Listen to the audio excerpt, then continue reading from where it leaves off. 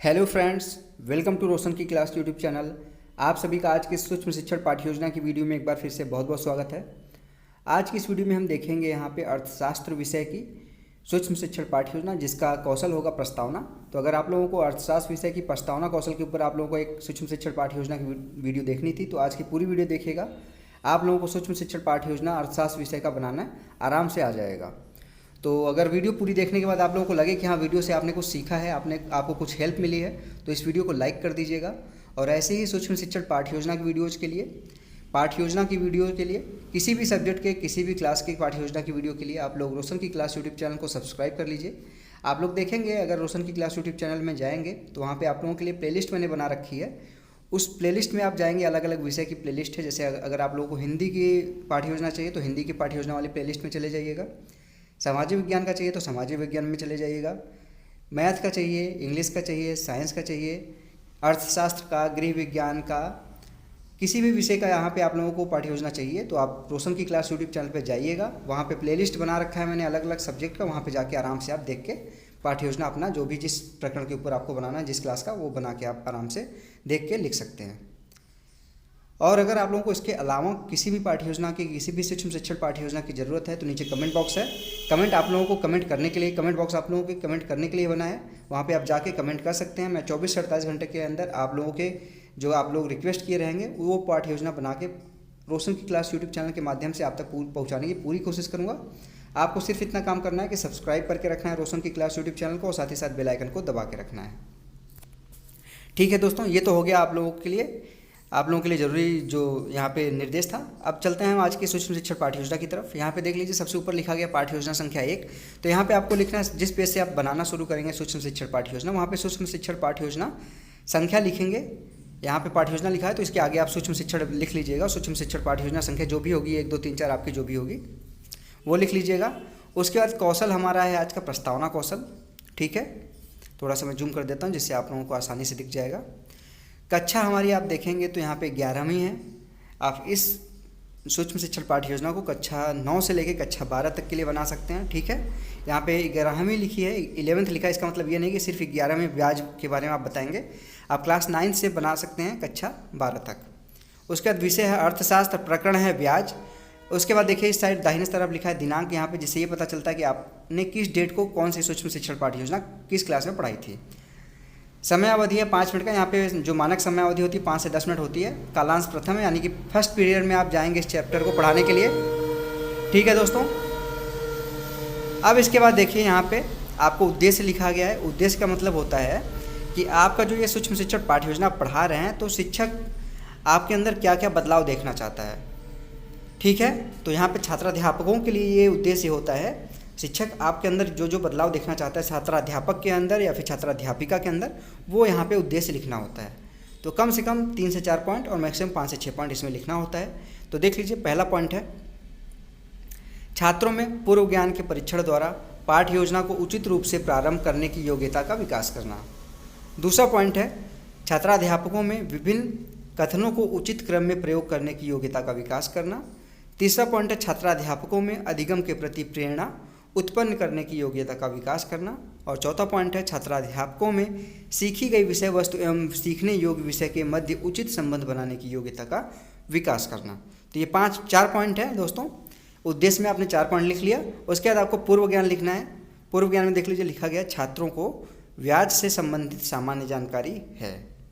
अब पूर्व ज्ञान हो गया। अब उसके बाद आपको निरीक्षण तालिका बनानी होती है। अगर आपके कॉलेज में जो फाइल आपको मिलती है उसमें निरीक्षण तालिका नहीं बना हुआ है तो आप निरीक्षण तालिका बना लीजिए। निरीक्षण तालिका में टोटल आपको पहले क्रम संख्या लिखना है एक कॉलम में, दूसरे कॉलम में कौशल के अवयव, तीसरे कॉलम में सर्वोत्तम, फिर उसके उत्तम, अच्छा, सामान्य और निम्न। इसमें छात्राध्यापक का यहाँ पे आकलन किया जाएगा शिक्षक के द्वारा। यहाँ पे देखिए 5 पॉइंट है। आवाज़ की स्पष्टता, भाव भंगिमा और दृष्टि संपर्क, कि ये सारी चीज़ें अगर बहुत अच्छी होंगी तो सर्वोत्तम या फिर उत्तम मिलेगा। अगर ये खराब होंगी तो आपको यहाँ पे सामान्य या फिर निम्न के सामने नंबरिंग मिलेगी।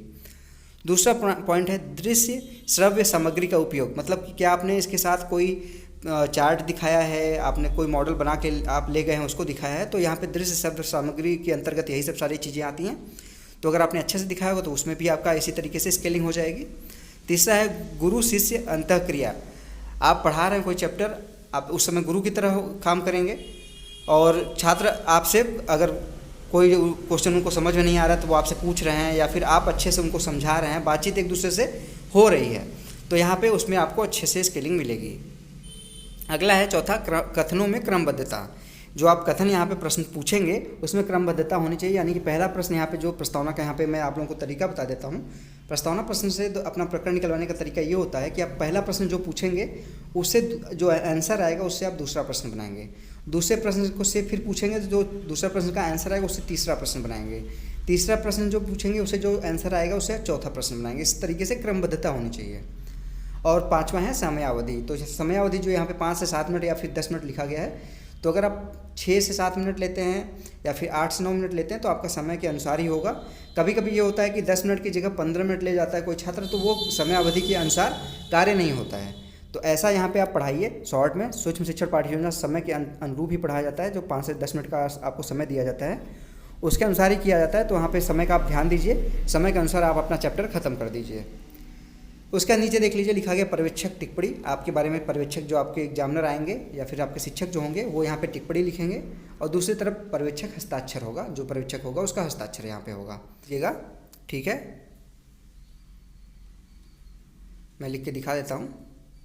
प्रस्तावना प्रश्न ये हो जाएगा। ये प्रस्तुतिकरण जो लिखा है ये गलत लिखा गया है, इसको हटा दीजिएगा। प्रस्तावना यहाँ पे लिखना है इसकी जगह पे। प्रस्तावना लिखने के बाद आप यहाँ पे प्रस्तावना प्रश्न पूछेंगे बच्चों से कम 3 प्रश्न पूछ के अपना प्रकरण निकलवाना होता है, और ज़्यादा से ज़्यादा 5 से 6 प्रश्न पूछना होता है अपना प्रकरण निकलवाने के लिए।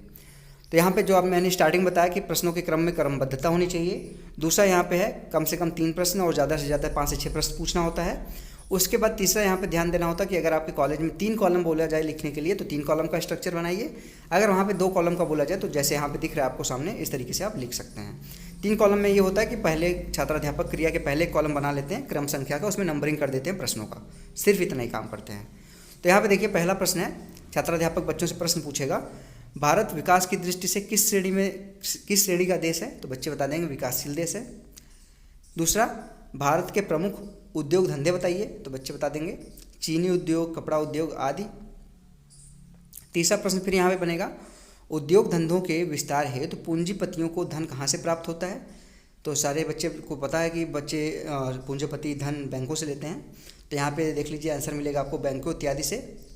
चौथा प्रश्न फिर बनेगा, बैंक से उधार ली गई धनराशि पर अतिरिक्त दिया जाने वाला धन क्या कहलाता है? तो यहाँ पे बच्चे बता देंगे ब्याज कहते हैं उसको। आपका प्रकरण निकल गया यहाँ पे। अब प्रकरण के बाद एक समस्यात्मक प्रश्न पूछना होता है जिससे ये आप उस चैप्टर को पढ़ा सकें आगे। तो यहाँ पे देख लीजिए 5वां प्रश्न है, ब्याज की परिभाषा बताओ। तो ये समस्यात्मक प्रश्न हो जाएगा बच्चों के लिए, छात्र अनुत्तरित हो जाएंगे। तो यहाँ पे छात्र उत्तर नहीं देंगे, रुक जाएंगे। तो जैसे ही रुकेंगे आप अपना उद्देश्य कथन बोलिए। उद्देश्य कथन में बोलना है, बच्चों आज हम ब्याज के विषय में अध्ययन करेंगे। उद्देश्य कथन कई तरीके से बोला जा सकता है। जैसे बोल सकते हैं आप, बच्चों आज मैं आप लोगों को ब्याज के बारे में विस्तारपूर्वक अध्ययन कराऊंगा। यहाँ पे जैसे लिखा गया है आज हम ब्याज के विषय में अध्ययन करेंगे। इस तरीके से आप लिख सकते हैं उद्देश्य कथन अपना। ये बेसिकली इसलिए होता है कि बच्चों को पता चल जाए कि वो क्या पढ़ने वाले हैं।